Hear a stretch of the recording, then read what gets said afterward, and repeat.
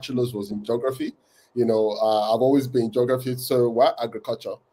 So the thing about agriculture is agriculture, personally, and within the context of Agroxchange, we define agriculture in terms of financing. It's an alternative financing instrument that is required, because if you look at agriculture, you have to develop what we call economics of production, right?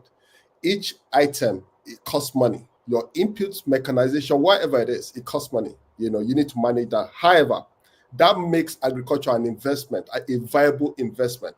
And as for an investment, if you look around, the first question you ask yourself is, where is the investment? That is location. So that means the investment has to be somewhere that is thriving, and that location has to be viable, isn't it?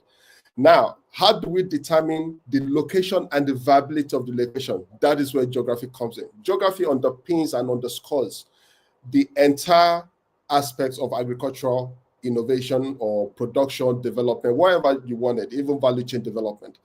Because with geography, you know where the best location, either for upstream crop production, for processing, or for livestock, as the case may be, right? That brings us to suitability assessment.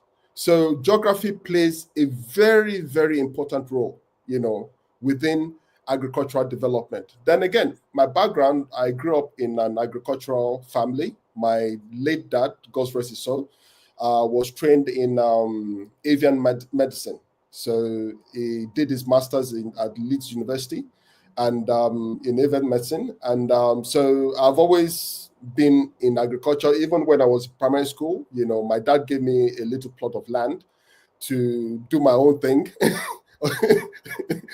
So yeah, so myself and my siblings, we've always been that. And while I was studying for my master's, I was exposed to precision agriculture.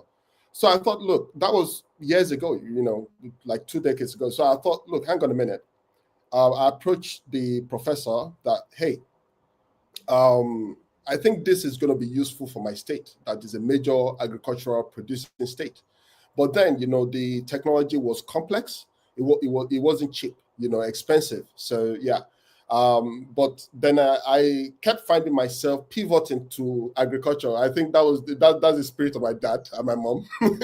You get what I mean? So then again, lastly, agriculture is about consumption, food, right? And health, human health. Because if you eat well, right, your body will have the necessary nutrients to make you strong, right? And a fit human being. You get what I mean? Yeah. So it is a no-brainer that, agriculture is all that it is. You get what I mean? Because while we're thinking about politics, we're thinking about, pontificating about oil and gas, whatever. Guess what? We're eating something in those meetings. You get what I mean? Now if you don't, yeah, you know what I mean?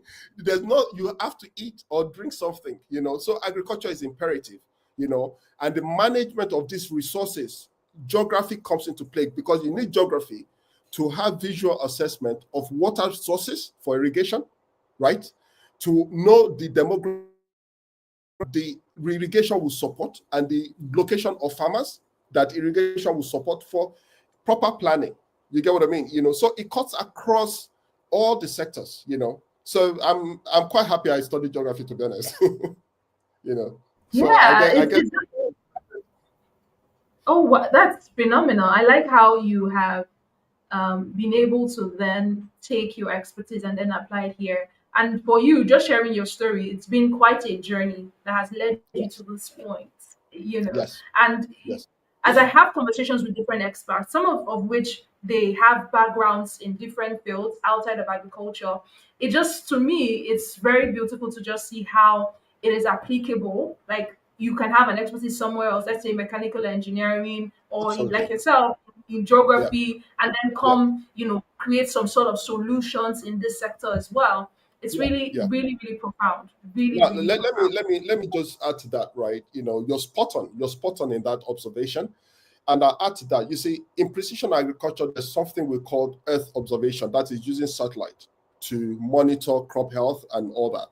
Now, within that area, right, you have physics, you have chemistry, you have biology, all working together.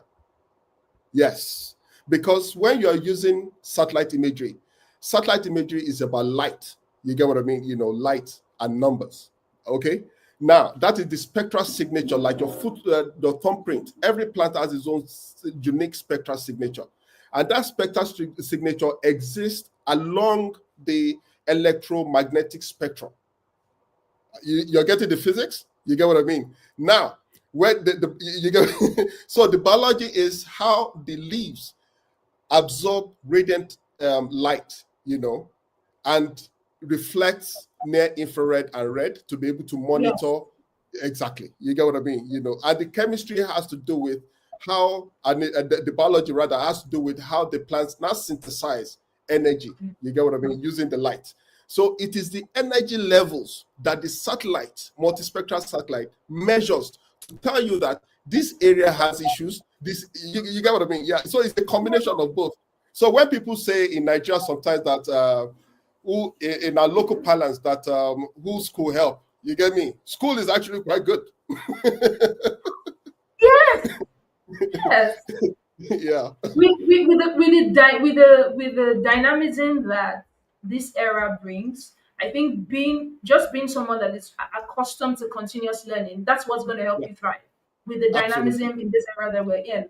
And so, Absolutely. when people say, "Oh, who's who help?" Like, nah, it's just you haven't really applied yourself, Apply. and God bless you. you haven't really applied yourself. And just hearing what you talked about, just explaining the different facets from Yeah. chemistry, biology, and just seeing the interconnectedness.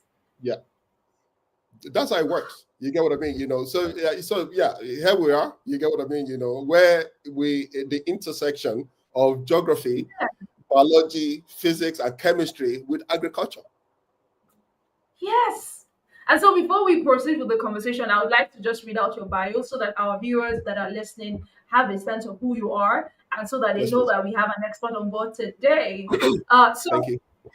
you're welcome, sir. Mr. Adewale Adegoke is a pioneering force in transformation of agriculture through technology, with over 20 years of expertise spanning in GIS and remote sensing, robotics, agritech, and agribusiness. As the CEO of Agroxchange Technology Service Limited, he leads a mission to deliver efficient, localized, data-driven solutions to agribusiness challenges across Africa.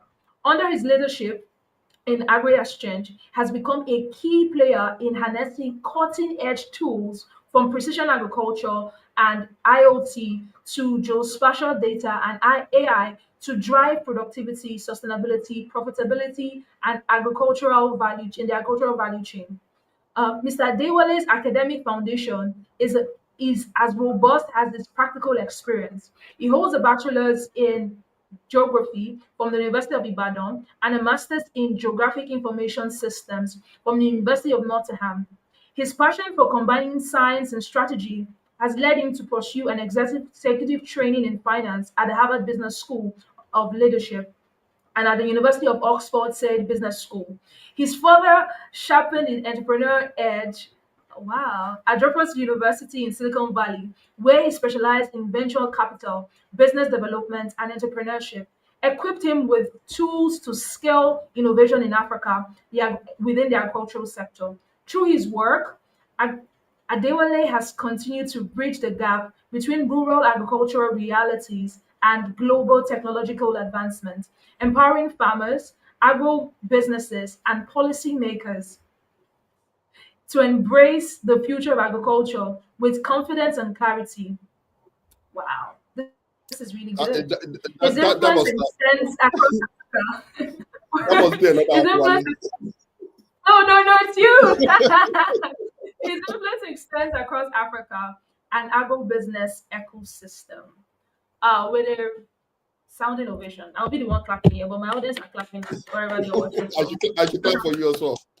No, your resume is quite impressive, and I think like you're like the first person that I have interviewed thus far on this podcast that has like a very extensive training, not just with hands-on things, practicality, but also on this much more on the business side of it. So Thank you. I believe there is someone that is very holistic and very passionate. Just reading your bio, seeing how You're trying to see how all the intersections are working properly. It's really beautiful. And I Thank you. am quite interested in the venture capital part, because I think Yeah, that's one of the things that would help this sector in particular thrive. Because there are especially lots of youth. ideas. Yeah, there are lots of ideas. There are a lot of things that are already running. Some people have been able to put in structures and systems in place. However, there's still like a low There's a gap. access to like investment. Yeah, investment in those sectors. And pretty Yes. much if the person is not like a impact investor, they really don't have the patience with agriculture. Agriculture is not Yeah. like tech. Like if you put your money in 5 years, you have become a unicorn, startup or things. So yeah, What no, has been your experience? no, you're absolutely spot on that. You see, again, if you go back to the introduction, I did mention about the concept of agriculture being an alternative financing instrument, right? Yeah, It is yes, agriculture is money. It is the same thing. You get what I mean? Oh, in the yeah, olden days, we used trade by barter. We used to exchange crops. You get what I mean? For right, it is money. In our currency, we had agriculture on it. It is money. It is clear. oh, You get what I mean? yes, Yes, yes, yes, yes. We had the granite pyramids. It is yes. money, right? On our flags, several African countries, their flags, they have agricultural produce. It is money. Grain, it is money. Now, for that agricultural practice, right, or business, in quote, to transform lives through commerce, investment, or capital must be considered, and also there's a need to be able to have that knowledge that is now required to de-risk the financial investment in that Yeah, agriculture. Yes, because someone wants to give you money. He doesn't understand crop production. He doesn't understand how many bags of fertilizer goes to 1 hectare of cassava. He doesn't have a clue what it is. But you do. Then again, but you do not have financial management knowledge. So how do yes. you relate to the person that has the purse strings, that has the war chest? You get what I mean? You need to learn about it. We're not saying that you should become an expert. You notice that, along the trajectory of my, education, I had to learn about financing. Yes. I wasn't trying to be an Yes. expert. I just wanted to know so that when I'm speaking to investors and they are using balances, I would understand what they are saying. Then again, as I'm moving Yeah. along, you get what I mean? So it Yeah. is critical for people, if you are going into business that is high risk, you need to learn how to de-risk the funds that is going into the business so that you can effectively communicate it to a funder who will understand the processes using your technological know I mean your knowledge, your know-how, to be able to now give you money because he knows that he will get returns. But if you don't have the know, you have just the know-how, the technical know-how, but not the financial know-how, you won't be able to make money. It's going to be difficult. Fantastic, fantastic. So my very next question to you is, you know, over the years, you've built a career that is an intersection between technology and agriculture. So what has been like the defining moment that led you to believe in innovation, that innovation is key for transforming Africa's agribusiness? Okay, so I'll use personal experience. Okay. Um, Previously in my past life, I was a consultant to different governments, globally. So as at the time, I was a consultant to the Iraqi government, establishing their national GIS framework. And Okay. my return to Nigeria, I discovered that because I was looking for data on location of farms, and there was a website, developed by the Federal Ministry of Agriculture and Rural Development, on agribusiness. So I went to the website. I saw the tab GIS, farm GIS. I clicked on it. There was nothing. And as at that time, I was now engaged as land and investment coordinator by a land reform program funded by FCDO. UK government. And I made a presentation on GIS for agriculture to the stakeholders at Federal Ministry of Agriculture. And I requested for data. I want to see it online. They didn't have it. For years, they did not have it. You get what I mean? So at that point, that was the defining moment for me. Like, without data, how do you make well-informed policy decisions?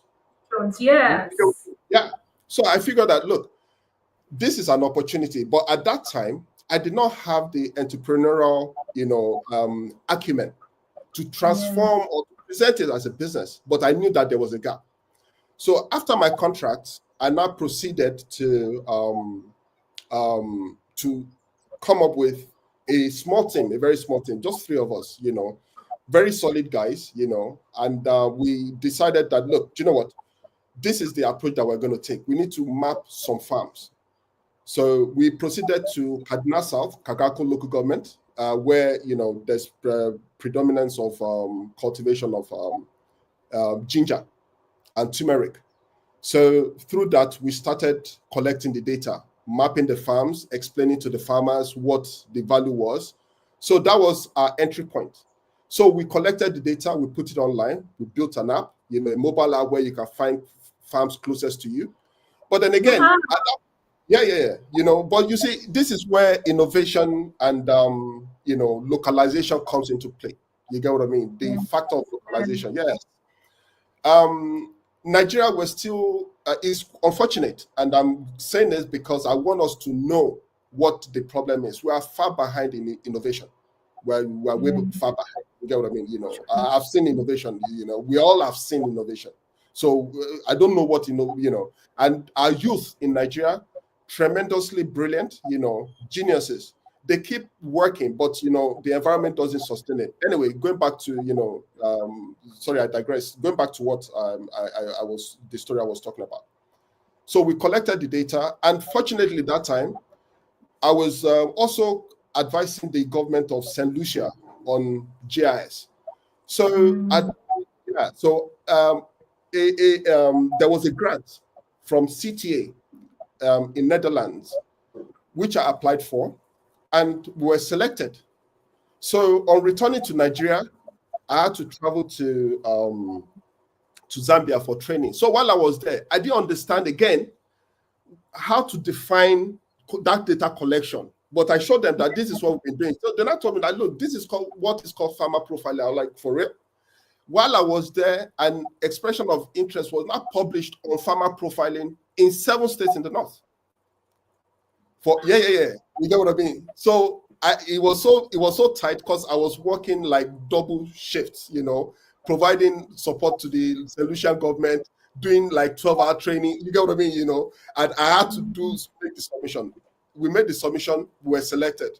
I got the result when I was working in Liberia. You get me? In the jungle. You get what I mean? So that was it. So we started with data collection, basically, right? Data collection. Data collection, from data, you get the problem and also you get the solution, right? But then again, how do we make money from this data? Because as a business, we're supposed to be profitable. We need to make money. Yes. So that was how we now leapfrog from data collection to satellite satellite monitoring. You get what I mean? Using remote sensing to support farmers. We now move from there to primary production, upstream crop production, and now we're going into processing.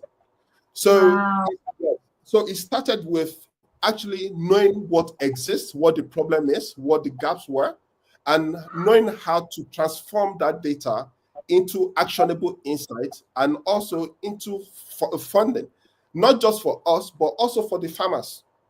You see what I mean? Yes, So we moved through that trajectory till where we are today. So we understand the role data and innovation plays. We understand the intersection. We understand how to produce. I know I have certification on cassava production. All my team members, they have. You get what I mean? We produce cassava for investors, And we moved from there to now say, okay, we want to start processing cassava into high quality cassava flour and other derivatives. You get what I mean? Yeah. So yeah. So that was how we started. That was it was the Wow. fact that there was no available data. That was the defining moment for us. Wow, that's really amazing. And I like how um y- personally you have also like sort of evolved, and even with the work that you've done, and Yes, I think that your approach is more of, oh, see the needs, take the lead. Oh, there's something here we could do, why not just explore it? abs- And I think absolutely. that's like that's what's at the heart of innovation, like wanting Yes, to create solution, just being solution yes, oriented. And that correct. also in a way just paves a lot of things that people in quote might call trailblazing. Like, oh, I'm seeing people are seeing problem, I'm running away, and I'm seeing Yeah, opportunity here. How do we, provide solutions for this? yeah, That's really and beautiful. yeah, Like and just hearing yeah, just hearing you one thing. speak. Yeah, one thing I want to add, at that time there were issues with insecurity, right?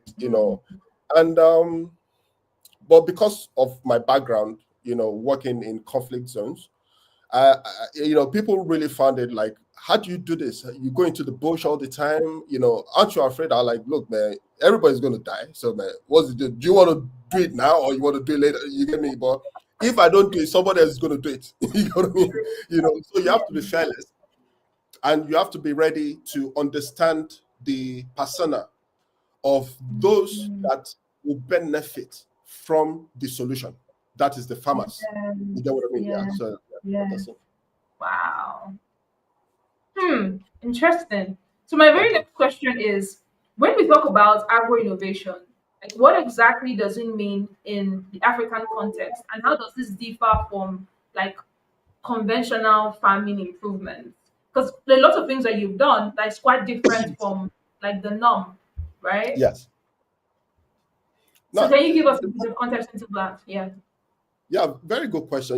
In the African context, agri-innovation isn't just about incremental productivity improvements. It's about leapfrogging development stages entirely, right? And we have to understand that while conventional approaches might focus on gradual improvements like better sales of fertilizers, agri-innovation often combines technological solutions with novel business models that address fundamental market failures. You get what I mean, And Yeah. we look at agri-innovation in Africa. There's the demand and there's the supply. So we True. need to understand that. You get what I mean? Along the spectrum. What do I mean by this? The demand are the farmers. The farmers need profitability. They want Yeah. to make more money. You get what I Yeah. mean? That is Yeah. their business. They need to make more money so that they can feed the families. They can sort out competing demands, right? And on the supply side, you have the youth innovators that Yeah. basically create agri-tech solutions. You have the government, you have developmental finance, you have excuse me, you have developmental bodies, like United Nations and GIZ, all these guys that support innovation. But the question is, how would agri-tech or innovation transform the agricultural landscape, not just for mid to large scale farmers who have the necessary tools, the team, and the war chest to deploy, but not the smallholder farmers that don't even Yeah. have mobile phones. They don't have mobile phones, Mhm. You get me, right? Now, Yeah. how do we understand their persona? How do we understand who they are and what they do? A common misconception is one can develop a technology solution for agriculture without stepping foot in the farm. I believe Mm. strongly that anybody in agri-tech space must be closely working with either a farmer, or the individual or the innovator must also have agricultural background. It is critical Yes. because you Yes. are developing.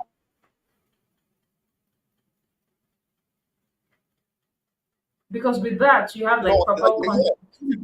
Yeah, if you don't understand the market, how do you define your product market fit? You're taking Yeah. a product. Okay, the farmer needs profitability. Yes, we know. The farmer needs access to finance. The Yes. farm, yeah, the farmer doesn't care about the farmers because the knowledge is not there. So, and despite being trained, they're not thinking about ESG. They're not thinking Yeah. about sustainability. They just want to The- feed.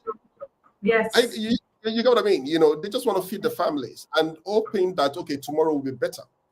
So, in deploying this, one needs to be able to understand that intersection. Localization of technology and innovation is critical to be able to catalyze transformative economic opportunities for farmers within the African context. Mm.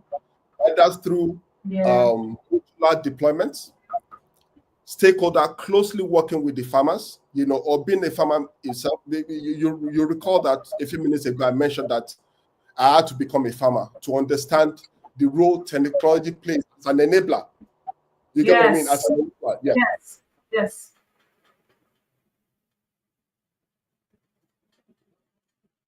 To, excuse me, we made presentations to hundreds of farmers.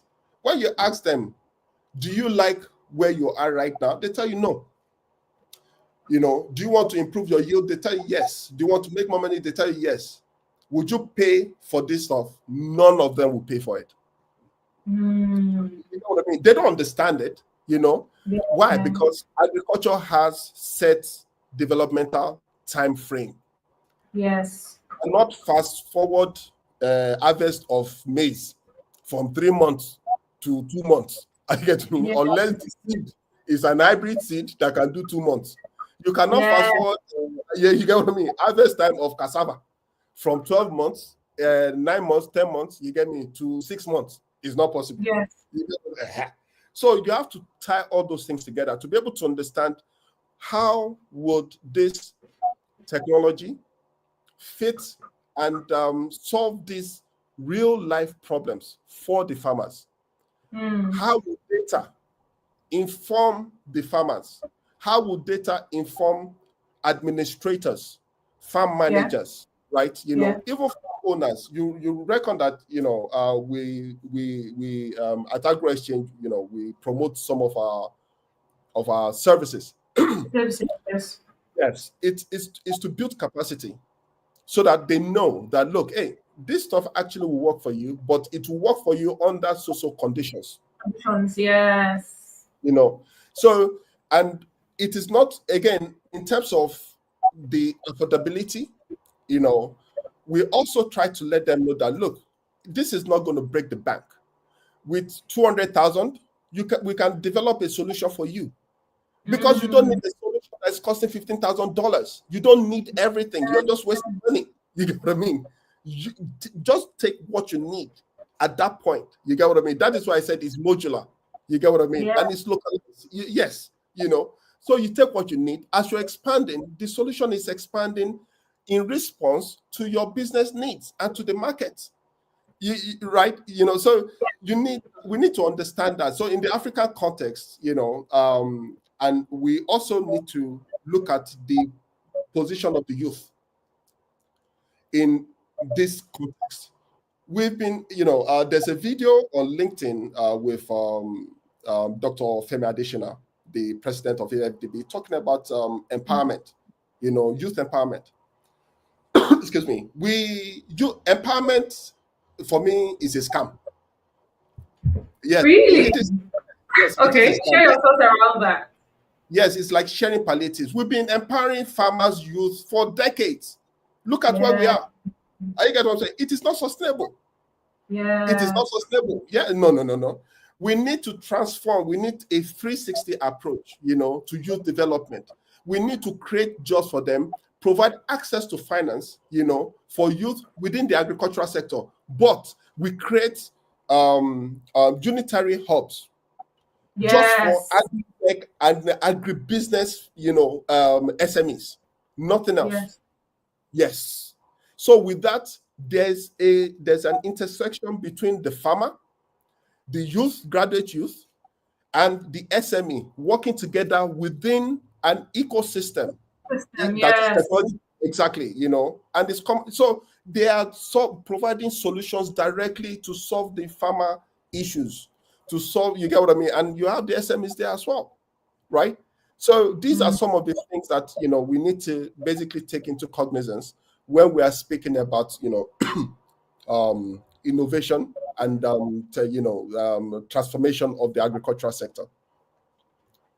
Wow. Thank you so much for sharing that. Just listening to you, sometimes I think about the fact that we still have a long way to go. Yes, we do. We do. And We do. I think this thing of also working in silos is not sort of helping. Why? Because No, I'm trying to it create a solution somewhere. Someone else trying to create a solution. And as against coming together in an ecosystem, we can then, five of us, six of us can just tackle something head on. And just like you mentioned, having specific hubs, having specific infrastructures put in place for the agricultural sector, not yes, categorizing agriculture as every other SME. No, because the exactly. challenges are unique. The Yes, problem is unique. yes, yes. And through that, we'll have access to data. We have access to partnerships, local partnerships. I know fantastic, individuals, groups that have been working with supporting SMEs in the agricultural sector. You get what I mean? It will be an opportunity to bring everybody together to solve the problem, to be able to, leapfrog the Nigerian agricultural sector, to a better position globally. Yeah. Agriculture currently contributes about 26% or between 23 25%, to the GDP, whilst Yeah. the services sector contributes up to Yeah. 46%, right? And that means the SMEs, Mm. they belong to the services sector. 46% is a lot. Yes. So imagine Yes, it strengthening is. the agribusiness SMEs and also the youth, you get what I mean, and the farmers working together. I mean, come on. We've been talking of agriculture contributing over 40%, to the GDP. It is possible. It is possible. I mean, these are not isolated factors. There are also No. other contributing factors. You get me? Like efficient, macroeconomic policies, right? Yes. Security, a combination of all of this. But for a Yeah. start, we have how many? 53%, or so, youth population, right? And the Yes. human capital is huge. It's an opportunity. We can't just leave our youth to no. We need to spark that conversation. You get what I mean? We need to spark that level of inclusion. It is critical. Yeah. Yeah. Very, very like I think one of the reasons why I do this podcast for me is just helping to reorient the average African or Nigerian youth towards the wrong notions and perspectives that they have towards agriculture, right? Yes. Just helping people see that okay, this is a viable means for economic empowerment for themselves, and then when we take it outrightly out, like oh, we're able to provide more food, we're more food secure as a nation, our GDP increases because we need more hands on deck. Just hearing Yeah. you talk about what you've been able to do with your GIS expertise and skills, I didn't think of the regular GIS guy in Nigeria. They're only going about measuring land for real estate companies. That's all. And meanwhile, it's beyond that. It's beyond that. It's beyond It, that. Yes. So it has to be, how would I call it's it? Like beyond yes, it has to be an intentional move to say, look, what do I use these skills for? You get what I mean? So the youth don't have to wait. It's not a government problem. I didn't have to wait on government to provide me funding. that. I used my own money Oh, for years, bootstrapping. You get what I mean? It was risky, but I didn't care. I could see the vision. I knew it wasn't going to be a one-day thing. I wasn't because I could do consultancies. You get what I mean? All over the world. So yeah. it wasn't a big deal. What was important for me is let me start. It will be difficult, but I will start. You get what I mean? And here we today. So I mean, you know, so, Um, it is critical that we look at this from the perspective of access to finance, access to market, access to improved processes, data-driven processes. And the reason why we need that now is because of several, uncertainties in the market, and globally that's affecting us, i.e., the war in Ukraine. You get what I mean? So a whole lot of different things. Even the United States foreign policies also affect what we do. You get what I mean? But then again, we need to focus on import substitutions as a nation so that we can create a market, a thriving market locally. We have over 200 million that have to eat every day. That's a huge market. You know what I mean? It's a no-brainer. It's a no-brainer. But we have systemic inefficiencies that do not enable this to happen. You get what I mean? Yeah. Let me give you an example. The Anchor program would have been such a transformative platform for agricultural financing and access to markets for farmers. However, after $10 trillion, naira, where do we find ourselves today? We find ourselves with debt. Are you getting what I'm saying? Yeah. There was no monitoring. Do you realize that at that point, we had Empower Agro, youth trained in agronomic processes that the federal government could have employed as extension services to provide monitoring to the farmers to be able to fertilizers so that they can repay the loan. But what do? You get me? We scuttle the old stuff. You get what I mean? Now Agribusiness is gone. You get what I mean? That is what I mean by systemic inefficiencies. Yeah. Look at Burkina Faso. That young man is making. In fact, let me just leave it like that. That's going to take us somewhere else. To another tangent. Oh, I like how you put it, like, even though, like, there are lots of challenges that we have as a people, we have to sort of stop being overly reliant on the government. The truth is they can't provide all the solutions. As an individual or collectively, what can we then do and just start out? What can we do? Now let me tell you why.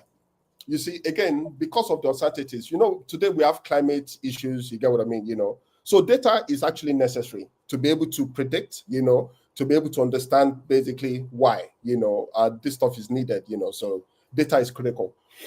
Then again, as for the youth, the youth shouldn't, they shouldn't, like you said, depend on the government. At Agroxchange, we've been engaging, understanding the landscape. So in 2022, what did we do? A lot of the time in 2022, we're basically focused on investor readiness, right? P-Tech, I try to raise finance, you get what I mean, and all that. In 2022, there was an opportunity at the African Earth Observation Challenge in Kenya. That was the first time we'll pitch ever. And guess what? We came second. You get what I mean? Yeah, we came second, right? Now, what happened was the entire trip wasn't funded by us. It was funded by the organization that put the program together, the accelerator program. The youth should know that it is a competitive landscape. Environment, yeah. Yes. People want to know where their money is going, so they'll choose the best. So you don't look, you prepare yourself for these things. And following on, 2023, the same stuff. We were invited to Entrepreneurship World Cup in Saudi Arabia. Agri-Exchange was the only African company, the only African startup out of 34,000 that made it to finals. Wow, that's impressive. You get what I mean? Yes. We were learning all the way. It wasn't a matter of us coming first. Yeah, yes, we needed the money, but we needed to learn. After that, We also participated in the Nigerian Sovereign Investment Authority Accelerator Program, which was selected to for the Draper University in Silicon Valley last year. You get what I mean? Wow. And also the NICOMSAT demo, which we came third. You get what I mean? So yes, these things put you out there. But if you are not Mm, competitive and you are not sure of yourself, go under somebody that is competitive and sure of himself or herself, so that you can yeah. learn. Yes, you get what I mean. We cannot be waiting on government all the time now. You get what I mean? So that's the Wow. way it is. That's really really good. I like how you put it. Like, if you're not confident enough, you're not sure of yourself, go under somebody that is, and then Simple. serve that vision.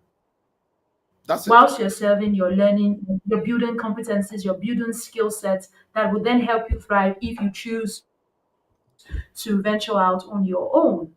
Yes. And I also think that having to be in that environment where you're seeing people do things, even though it's sometimes it's just seeing people do things, and whether or not it's working at the moment temporarily, or there are bits of setback, that also Yeah. teaches a person like resilience. Because for most persons, when they start out something, at the first setback, they are dissuaded, they Yes. are disgruntled, they're disappointed, they're like, oh, this doesn't work. But you are an amateur, it shouldn't work at the first time.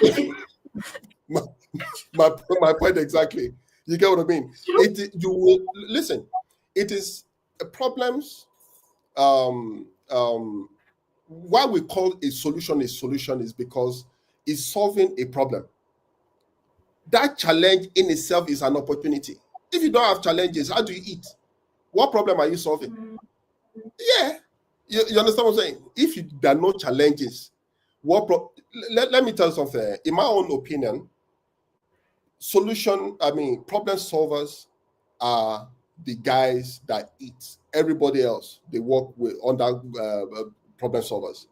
Be it a mm, multinational company, be it a startup, they are solving problems that make them revenue, right?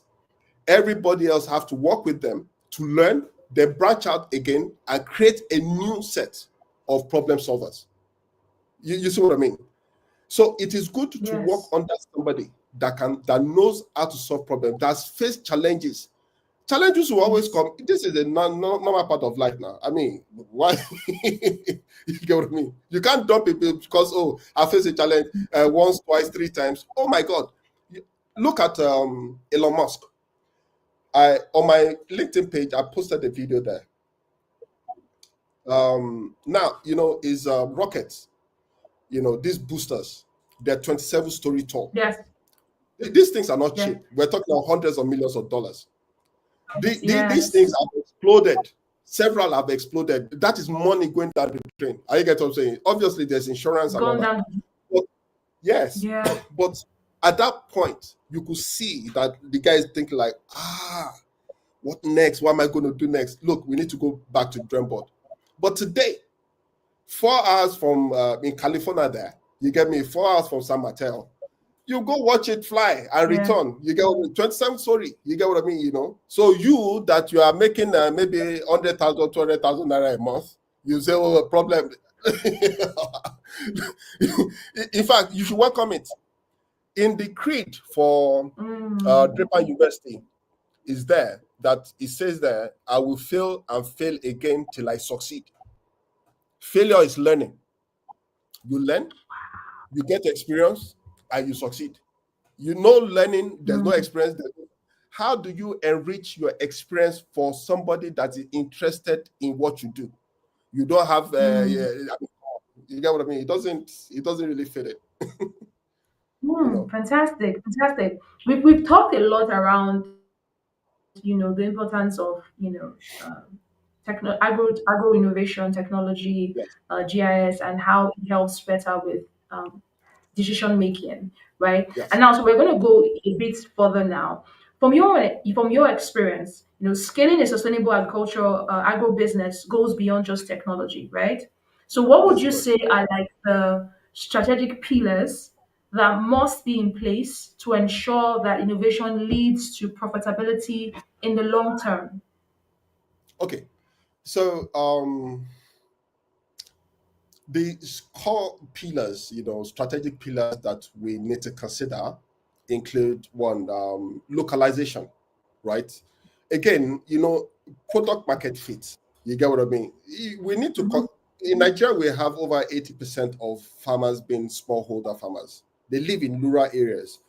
They are devoid of the different infrastructural deficiencies. You get what I mean? They suffer from different infrastructure, access to data, limited access to data, power, and all that. Then again, their knowledge, they don't know tech, they don't know remote sensing, they don't know GIS. How do you localize business models that be able to meet their demands? You get me? In terms of innovation adapted to local realities. Do you Yeah. understand? Including Yeah. infrastructure constraints and cultural context, right? How do we put all of this together? That is one. Then the market-driven approach. We have to start with market demand rather than production capabilities. That will ensure that farmers produce what can be profitably sold. It is Yeah. also critical, yeah, to be able to, because again, the reason why the farmers are planting is not that they want to eat 1 hectare of cassava or 2 hectares of Yeah. cassava. They want to sell it so that they can make money and sort out competing demands at home Yeah. or otherwise. You get what I mean? Yeah. Then number four, sorry, number three is looking at ecosystem integration, right? You mentioned that during the course of our discussion that we work in silos. Yeah. You know, Successful Yeah. innovations don't operate in isolation. You get what I mean? But Yes. integrate existing networks. Including traditional middlemen. You see, it's critical to be able to facilitate that integration. You are solving Yes. problems for a market. So you can't really leave them out. Oh, I don't go into the bush. I don't. What? That is where your market is. That is where they are. You get what I mean? How do you explain to Mama Sikira that is farming, what's it called? Pepper, in a local government in Ondo South, that, oh, Mm. I can do your this and using these methods. You are not building the capacity, you are not visiting them, you are not constituting yourself into an a key stakeholder in their business. Then how do you think these two will come together?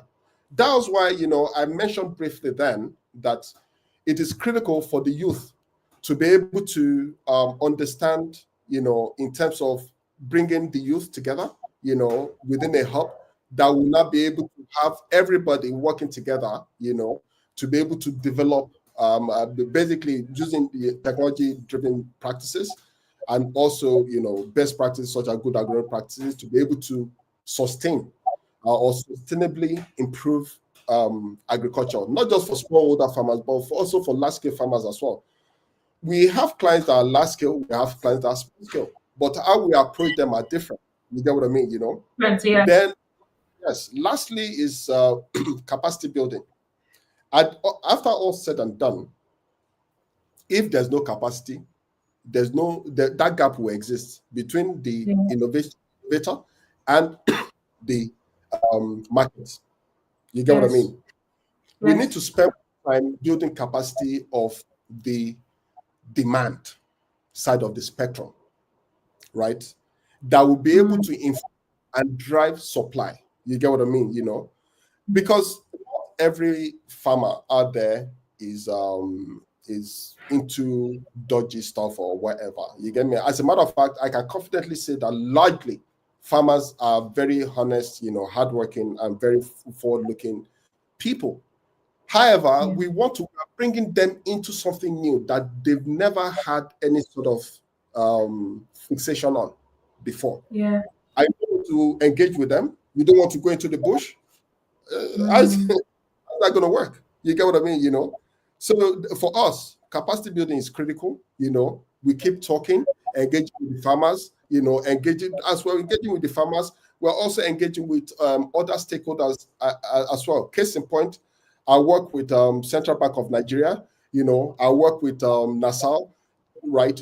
Talking to the government, basically them understanding the role technology plays in terms of Yes.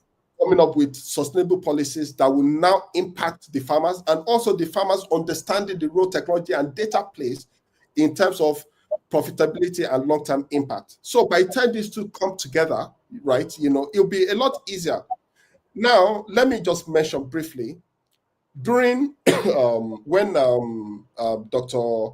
Adeshina was the Minister for Agriculture, I keep bringing him up because he's a very sound man. When he speaks, that this man is sound. At that time, there was the Growth Enhancement Scheme, from the Federal Minister of Agriculture.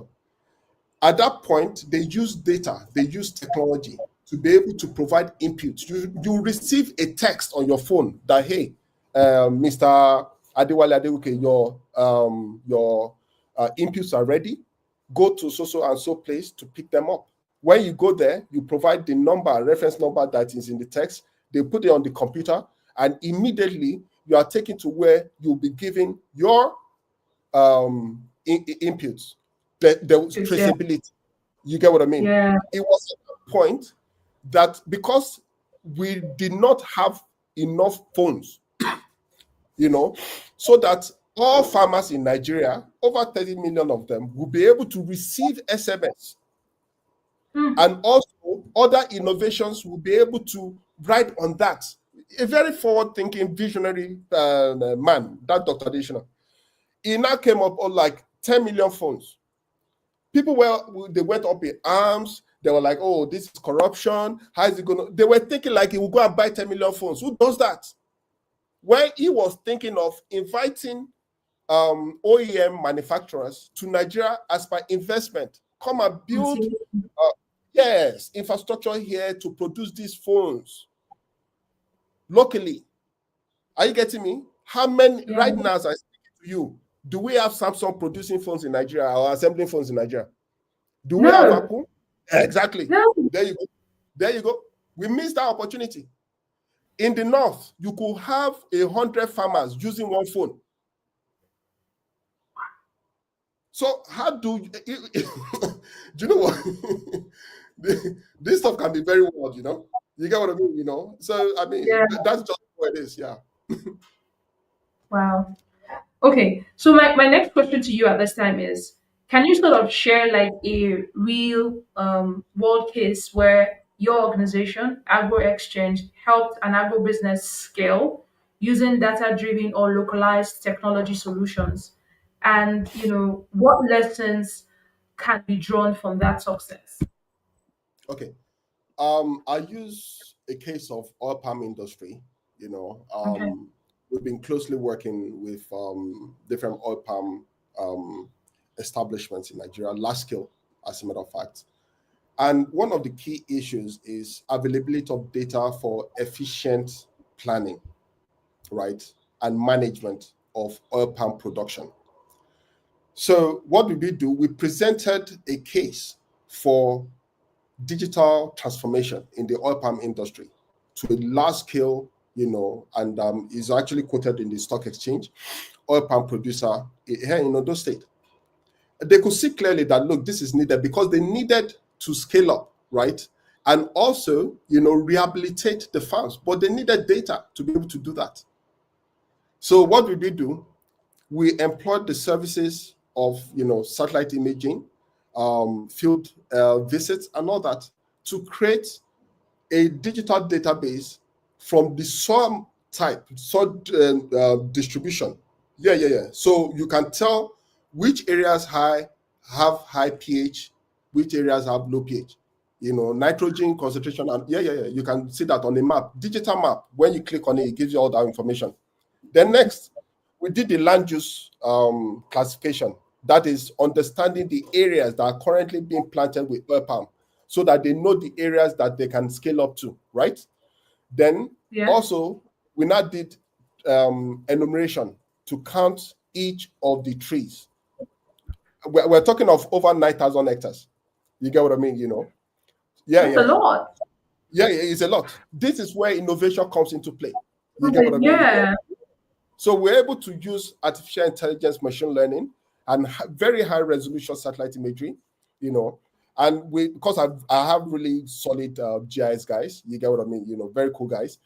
So they were able to identify each one of them, each of one of the oil palm trees. Now, this data provides them to be able to do harvest planning, right? So that means, so per 16 hectare block, which we made on the map, each person that goes on the oil palm tree, it will record what the FFB is. Are you getting me? Digital? Yes. And the date of harvest. Now, they're able to manage that. Then again, the data that they receive will update the oil palm trees. You get what I mean? To be able to validate it. And lastly, they will have data to be able to forecast in terms of revenues for either people or palm oil through what we call oil extraction ratio. So yes, now since we published this, we've been receiving a lot of calls, SMS, WhatsApp, messages regarding what this does for oil palm farmers. And we provide them information. We don't care if you've just started or you want to start. We'll give you support. We'll give you information free of charge. You get what I mean? Because we want you to get to the level where we can now bring in the innovation. And this innovation is localized and is modular. You start small, you grow big. Simple. You get what I mean?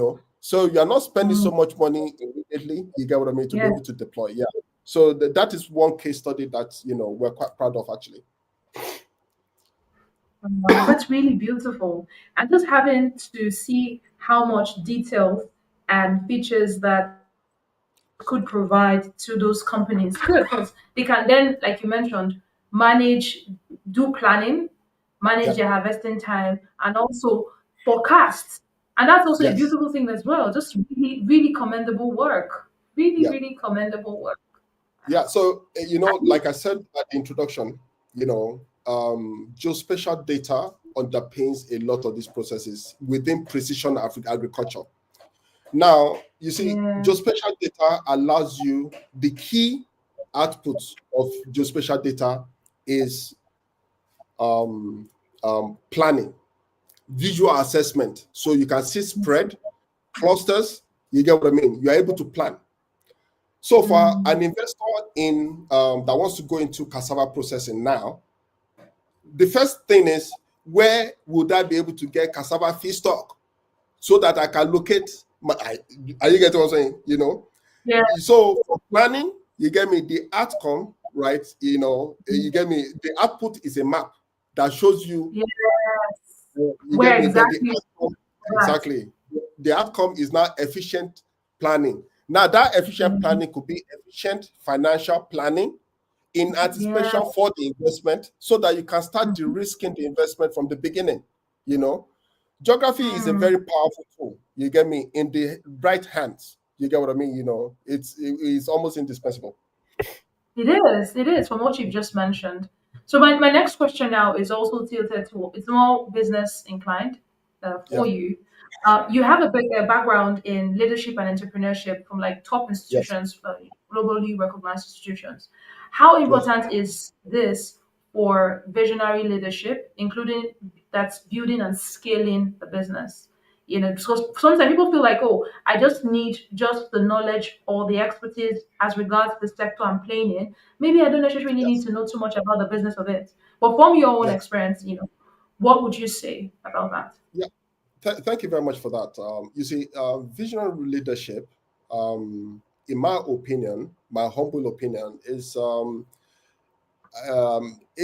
absolutely essential in the Nigerian agricultural context, because the challenges are multifaceted, right?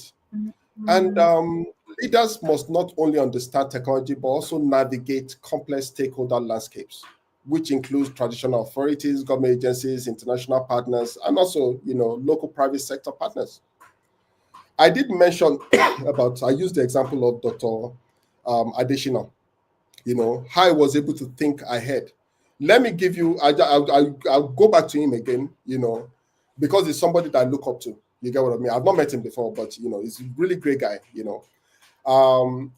there was a time during Obasanjo's tenure, when he was the minister, and at that time he there was flooding.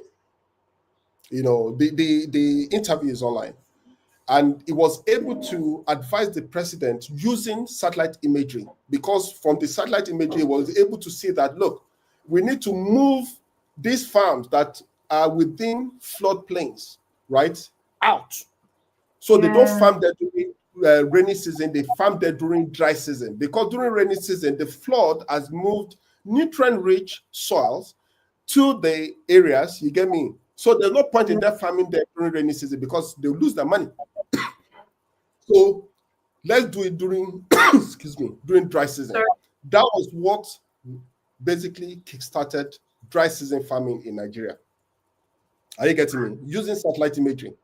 Now, that is visionary. So the leaders that have read, you get me, that have met, that read their works, you get me, and also worked with. And one of them is Mr.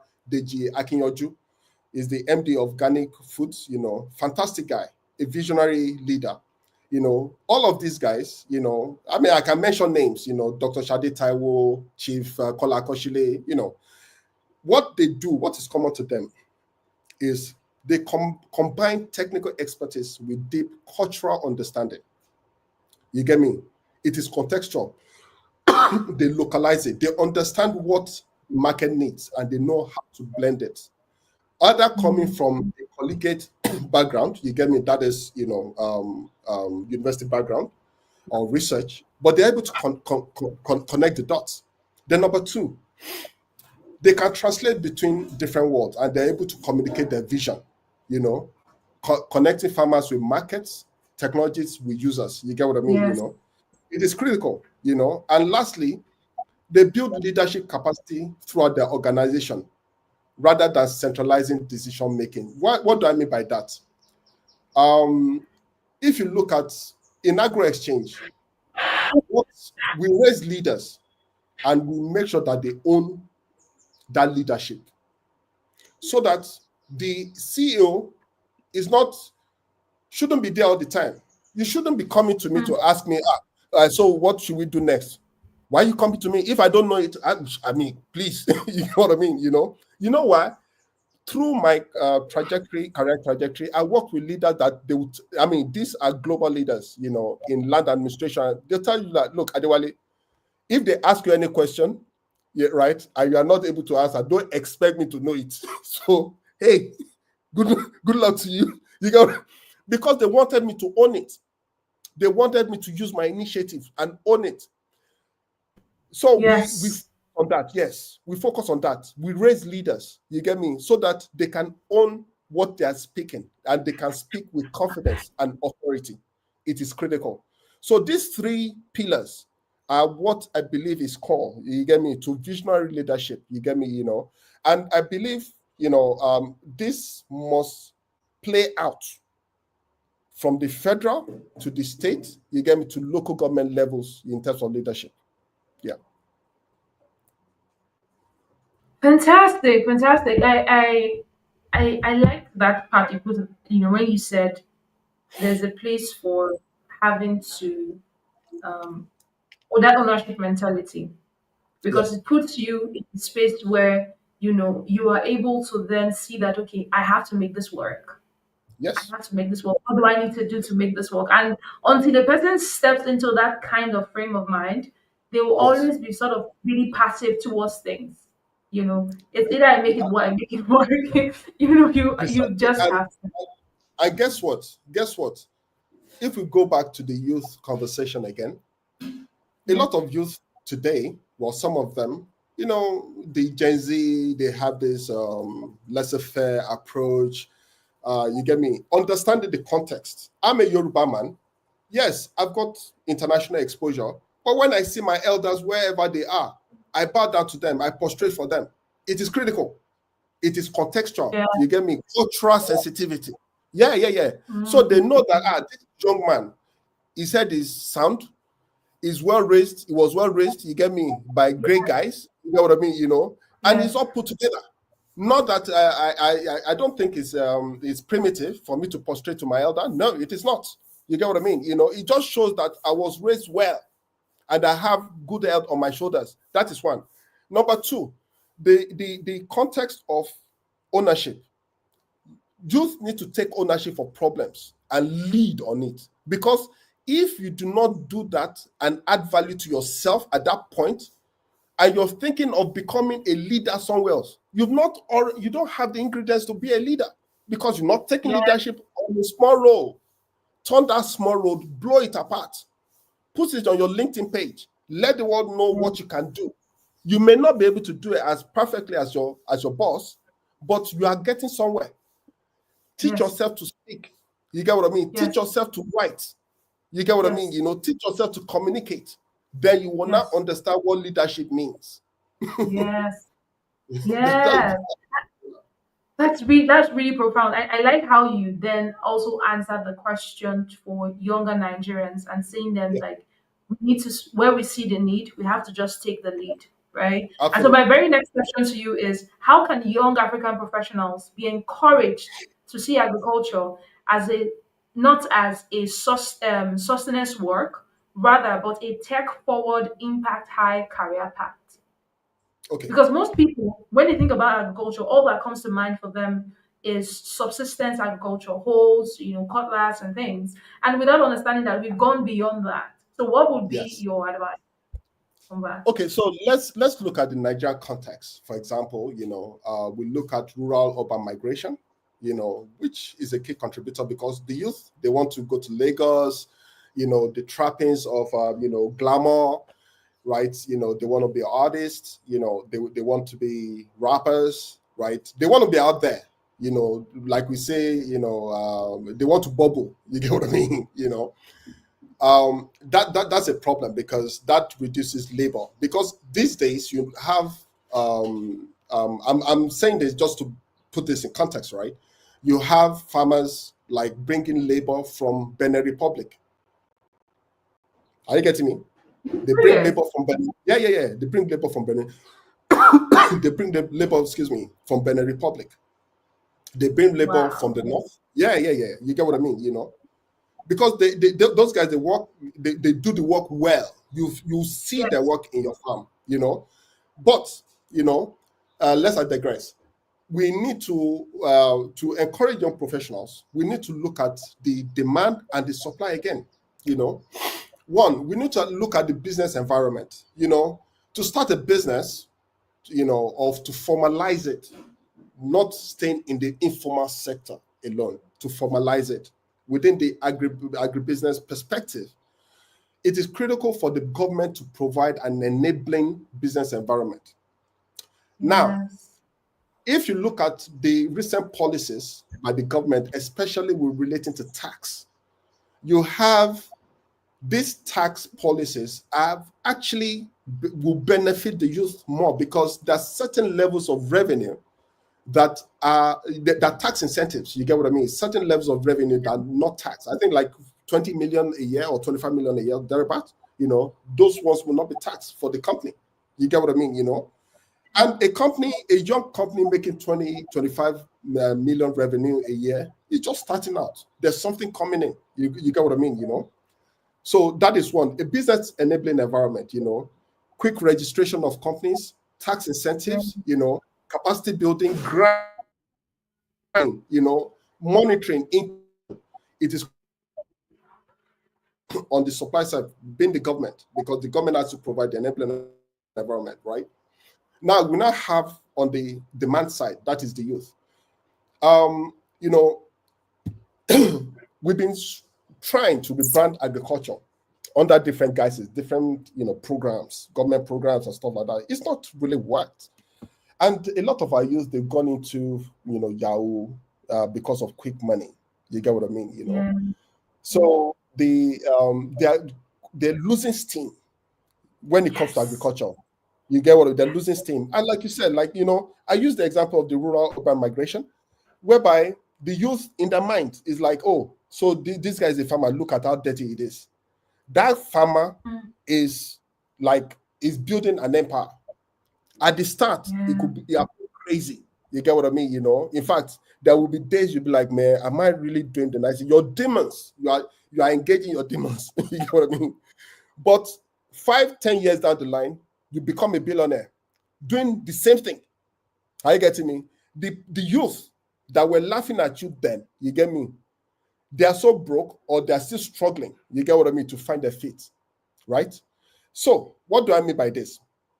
It is critical for us, to be able to rebrand agriculture, especially for the youth, using, technology, data-driven approaches. This is why Agroxchange, we created a platform called the African Alliance for Food Security and Agribusiness, AAFSA. The website is aafsa.org. The role of the alliance is to transform agriculture using data-driven practices, right? Whereby the youth is like an online hub for youth, to engage. So if software and things like that, you don't really need to start stacking, saving towards it. No, no, no, no. We provide that to you. The software can accommodate as many users as possible. So what's the big deal? Are you getting me? We alienate some of it to you, for you to be using as at when, when you need it. We also have the Nigeria Flying Labs, which I also, I've been fortunate or privileged to head. We are creating opportunities for youth also in robotics, farm robotics, how to fly drones, how to interpret those data, for agriculture. You also don't need your own drones. Just being a member or being trained by us will give you access to our drones. You get what I mean, so that you can go there as a digital entrepreneur in agriculture to be able to engage with youth. Then there are also other programs that are existing that we have to bring together within an ecosystem, right? An holistic ecosystem, so that all of this can now develop and ensure that agriculture is rebranded for youth. Then working with government as well, like the Bank of Agriculture. I'm really happy that the new Bank of Agriculture MD, very forward-looking gentleman, solid guy, he will be able to transform this because he understands the value data technology plays and also entrepreneurship plays within the agricultural sector. Okay. Then number two, visible success stories is critical for the youth to see that, this guy is my contemporary, see where he started from, see where he is right now. This is possible, but how do I get on this? How do I make this happen? That is where these hubs, that is where the African Alliance for Food Security and Agribusiness, that is where Agro-Exchange, that is where we come into the picture. What I mean, education integration. We have to look at, the how to integrate digital technologies for agriculture, robotics, all of this into schools curriculum, entrepreneurship in agriculture, practical entrepreneurship, not something that they read, and it also must be rewarded so that students, from there, they can join accelerator programs, they can build their capacity, they can see the value, whereby you have different experts, within sandbox environment will be able to build the capacity, Then that leads us to innovation competitions. You get what I mean? I explained how we got into this, through innovation competitions, accelerator programs. So they need to be able to do, because again, the accelerator programs provide you an opportunity for exposure. You are exposed to quality intellectual capital that will be able to transform that your idea, into reality, right? So without that, it'll probably be a bit difficult. The youth need to understand, and the last one, is personal, intentional requirement to want to go the entire length. That because if one doesn't have that, then it may not be possible.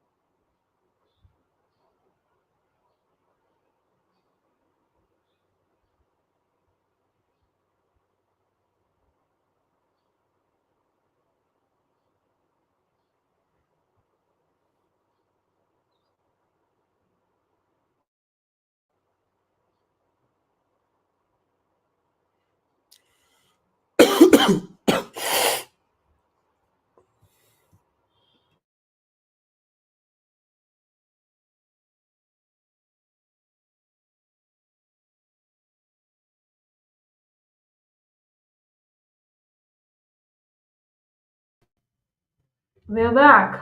Sorry, I had a bit of network glitch. Nigeria for you, that's fine. I'm not complaining. Yeah, so we can Yeah, continue. Thank you for your patience. yeah, thank you. So I'm going to take the youth stuff again. Yeah. So I think I lost you. We lost each other around education integration. You know, Yes. my point is, you know, uh, we have several schools of agriculture, federal universities of agriculture across Nigeria. You know, and also federal technology universities. You know, that offer agricultural related courses. Entrepreneurship must be a key part of it. You are building the capacity from the university to understand that, look, you are going into the real world. This is what the real world is all about. Are you get what I'm saying? Yeah. You know, Yeah. which they will not, some universities do have entrepreneurship development hubs. You get what I mean? You know, those ones Yeah. have to be connected, you know, to larger private sector or government initiatives that offer innovation competitions. I mentioned the NSIA, the Nigerian Sovereign Investment Authority, you know, accelerator competition. I mentioned the Entrepreneurship World Cup. I mentioned the NICOMSAT accelerator, you know. I mentioned the Earth Observation Challenge. These are competitions, you get what I mean, that will help build the capacity of the youth that they can keep getting this, you know. You don't get it once, you try till you get it. You get what I mean, you know.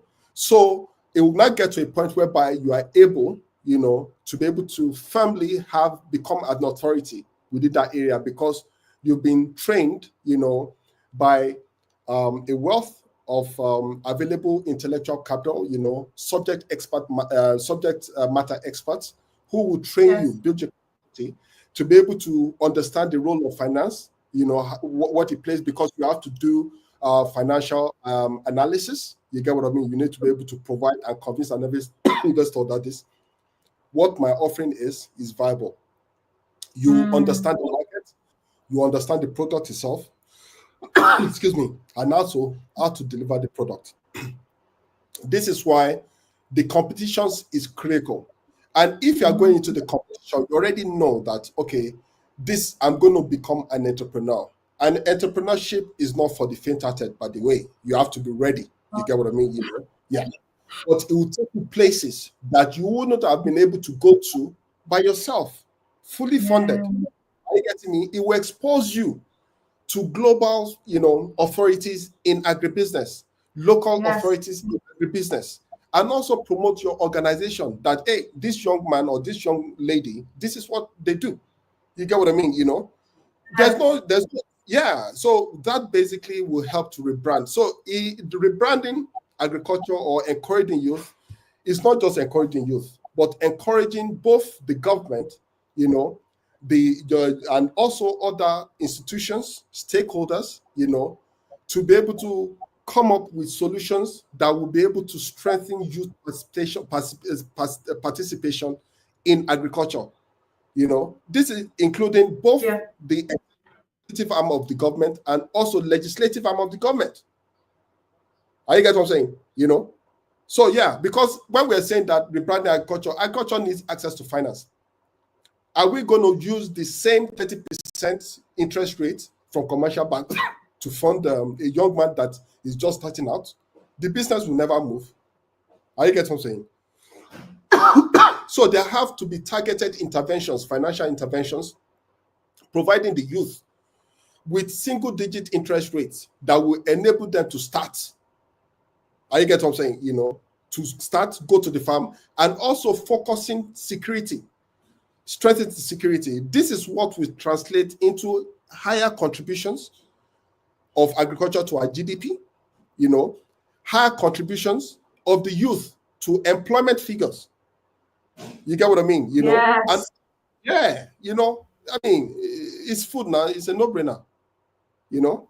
So the government is trying. They're doing. I mentioned about how many two opportunities. You get what I mean in terms of accelerator programs that are currently ongoing right now. Yes, we do. And we at Agri-Exchange are beneficiaries.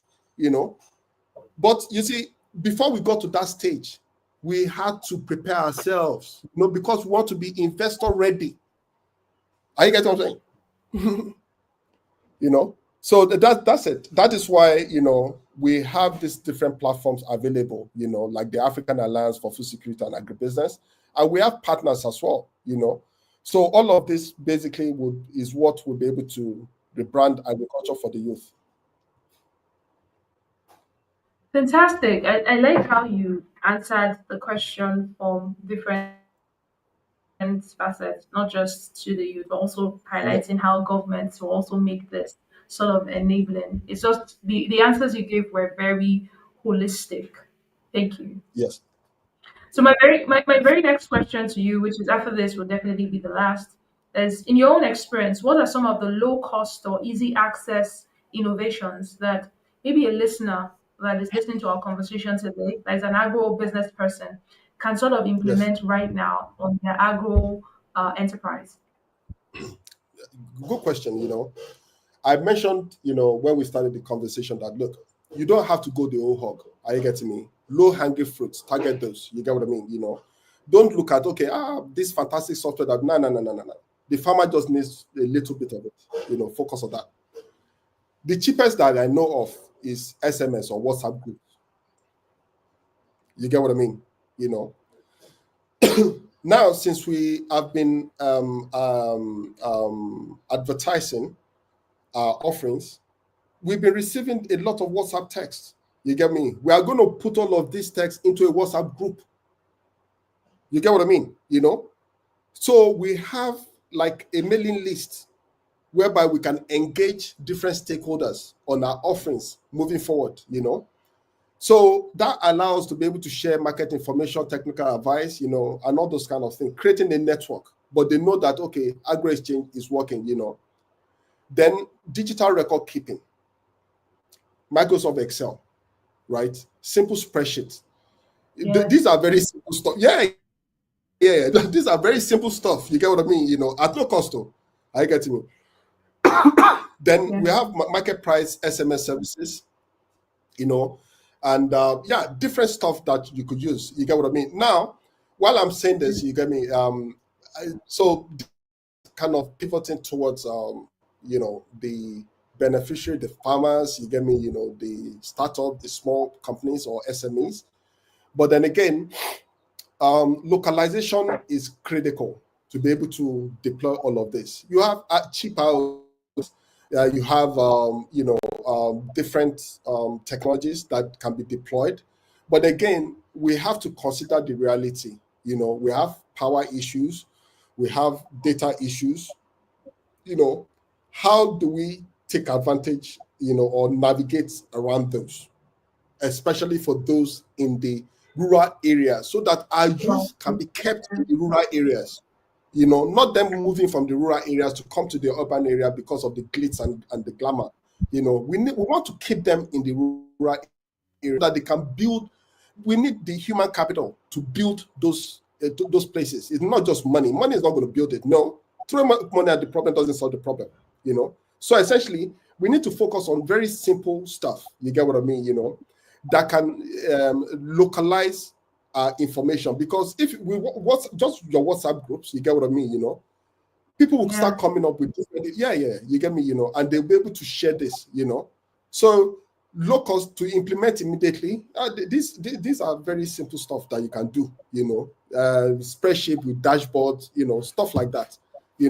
These are very simple stuff. Don't let us go into licensed platforms that you are paying $500 a year for. You don't need that. You're a small company. Why do you want to be spending that kind of money?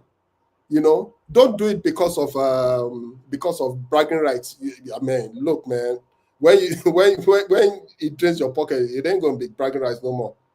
Yeah. You go to So you have market price SMS services, that you can get or exchange market price information. You get what I mean, from the fields. You can just focus on one crop, and be following up that stuff, you get me, over and over again. You get what I mean, we have, I mean, them effects, all these guys that provide all this information started from somewhere. You get what I mean? They didn't just dump in the deep end. So these are some of the, and also the WhatsApp groups allow you to market your services. to True. new guys, market your services, market webinars, build capacity, a whole lot that can be done with those at no cost and easily accessible. Yeah. Yeah. Or even low cost as well. Yeah. Very Yeah. true. Thank Yeah. you so much for sharing that. So, my very final question to you today is for anyone listening on this call right now and people that are going to watch the replay and that they would like to have access to like your services, your consultation,